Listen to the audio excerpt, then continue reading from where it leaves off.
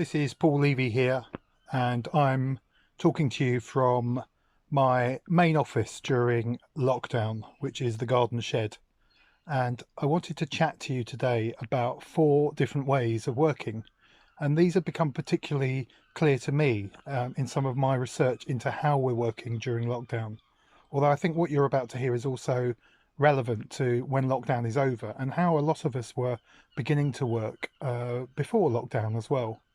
And you'll probably hear terms growing more and more in use, such as remote working is a term. And I'd like to use this particular chat to locate that within a model. And the model is very practical and very simple, but it will help you when you're thinking about designing your own work, but also perhaps designing the way that your colleagues work or your employees work in an organization. This might be a useful lens, a useful way of looking. So the 4 ways of working are split into 2 different kinds. One, which is the most traditional, is working at work. Now, for most of us, we went to work, and some people are still going to work, though that's been harder in lockdown. And we're hearing also about returning to work. And by work there, we mean a workplace, a physical place called work. In some people's cases, they literally clock in as they go through the door and clock out at the end. The physical workplace is your office. It's the factory. It's the campus. It's the place you actually go to work, working with other people, alongside other people. Your manager may be in the same building as you go to work. So when you're working at work, you're spending pretty much your time in a physical workplace. You may have your own desk, you may have your own office, you might be working open plan, but you're at work. And so any supervision, kind of any management of you, you're nearby, you're in your physical workplace. And that's been the tradition, of course, for decades, going back even further, that work was the place you needed to be in order to get paid for what you do. Work was a place where we kept check on our staff and we knew where they were. And they might not be in the office that they work in. They could be going off to a meeting somewhere, but they were always at work. And some people are in that position now, although it's changing in lockdown. So some people are being told that there won't be work to go back to in that traditional sense, because they have been working from their home, and that has created the realization for some people that that might be a better way to work than being at work. Although in lots of cases that's not an option, and going back to work is the opening of a restaurant, it's the opening of the cinema, it's the opening of the health club, where those places are still physical. And so when you get the chance to go back to work and be at work, it's going to be a physical place. But work may change and is very likely to change. So if you're making decisions, well, that people are going to come back to work and their prime activity is going to be working at work, we're now going to have to work with social distancing, with very, very, very clear risk assessment and health and safety guidelines.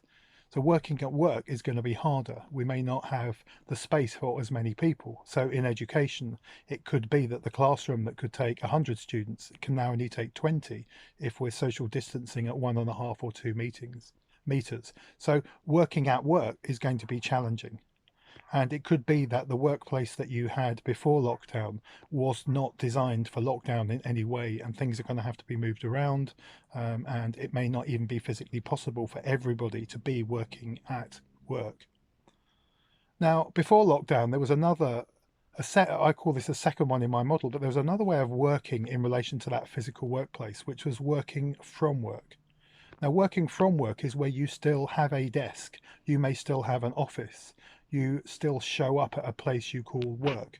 But in some cases, it might just be your home base, your home harbour. You might go to work in the morning, but then what you do is you head out of that building and you're working from work. It's your base, you come back to it, but you're heading off. It could be to visit customers, it could be to visit suppliers, it could be you're visiting a different office, it could be you're going on a journey towards somewhere. It could also be that you're going out to have a meeting and it's going to be in a cafe somewhere, and you might just use that time also to buy another coffee and work for an hour. And then you're working remotely. You're working remotely from work, but work is still defined as that physical workplace. And some people have that a lot in their job and some people less.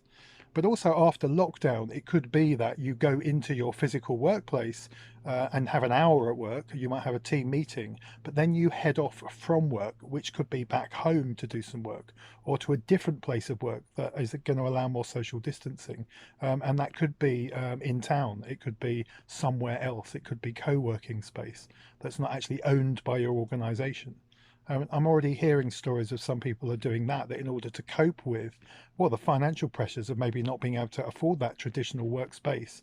But to have a smaller spaces, people are going to be able to go into work at an agreed time, maybe have meetings, maybe collect stuff, but then they head off from work to go and work somewhere else.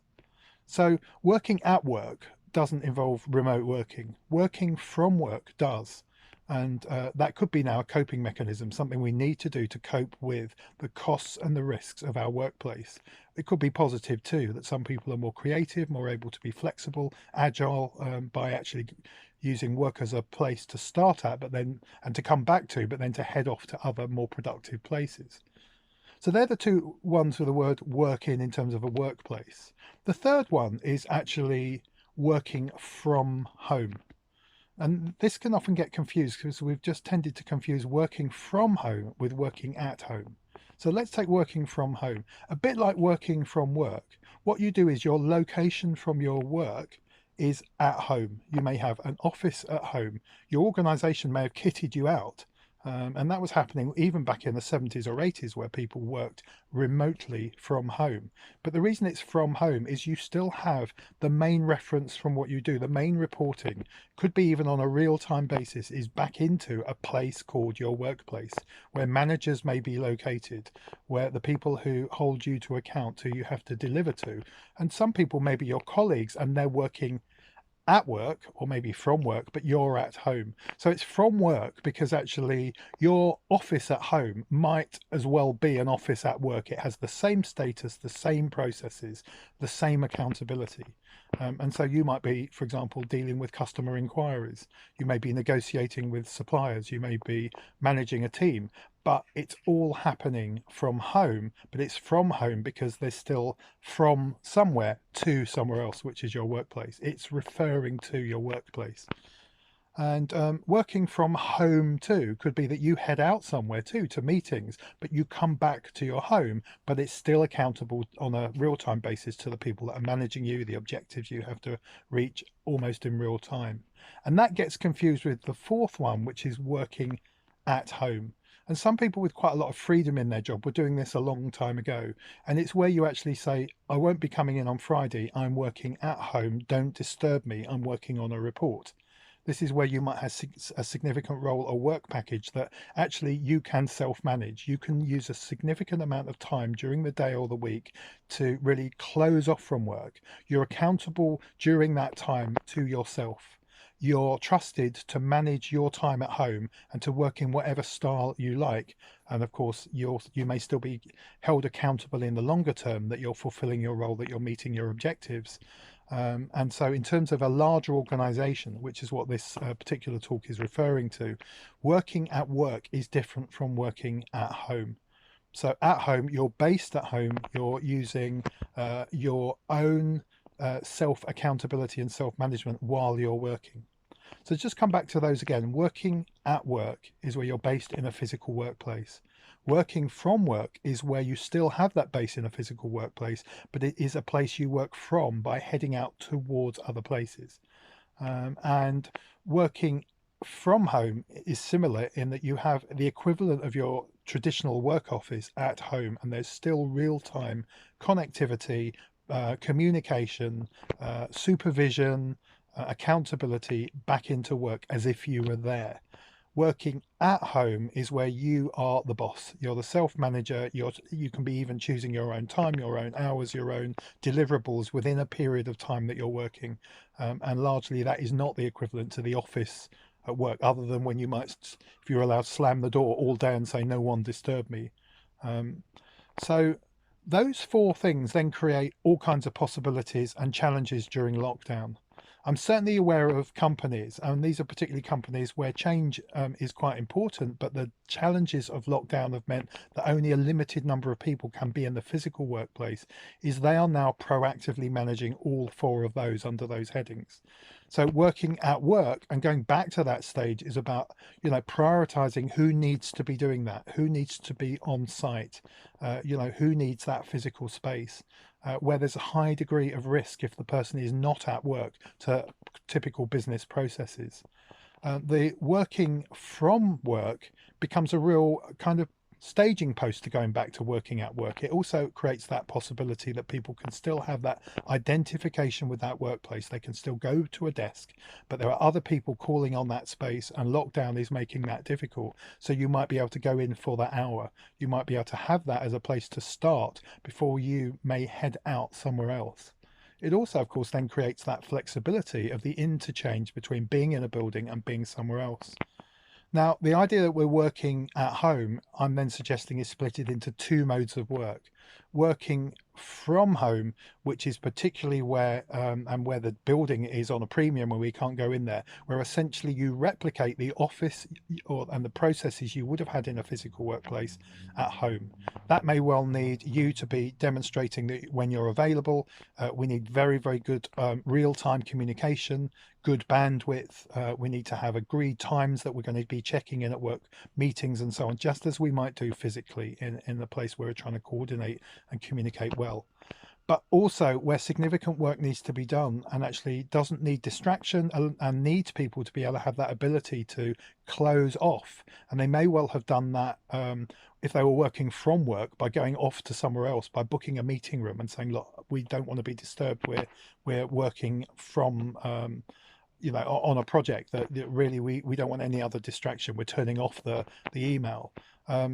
Then working at home is that ability. It's good for high performing self-managing people too, to be able to say I'm working at home, and essentially I'm deciding when the lines of communication are open or closed. Certainly in creative businesses, working at home is key if significant things need to be delivered with lots of creativity and without distraction. Now that's new for a lot of people, and the dangers of the digital world is that we just make ourselves available the whole time. So we're working from home, but we're constantly being distracted. We never really get into the tasks we need to do. And so I think you need to have that ability at home when you're working to flip between the two. So when you often hear about working remotely, that's just used as a major term for everything. But working remotely when you're working from work is those times when you're actually, for good reasons, heading away from the physical workplace. Working remotely when you're working from home is where you will actually leave the home, and you need to have the skills to communicate when you're available and when you're not. And there's going to be all the usual accountability. And you may need mobile technology to say, well, I'm working from home, and these are the agreed times that I want you to be available, says the manager to their employee. And then finally, working at work is making it very clear why you're offline, and why working at work is needed over working from. So working at home is needed more, is more necessary than working from home. So 4 different ways of working. If we integrate those and manage them well, I think we actually can find that as we go through lockdown, our organisation is more flexible, it's better for people, and we start to locate using the home in a much more healthy way than the options of being actually at a physical workplace.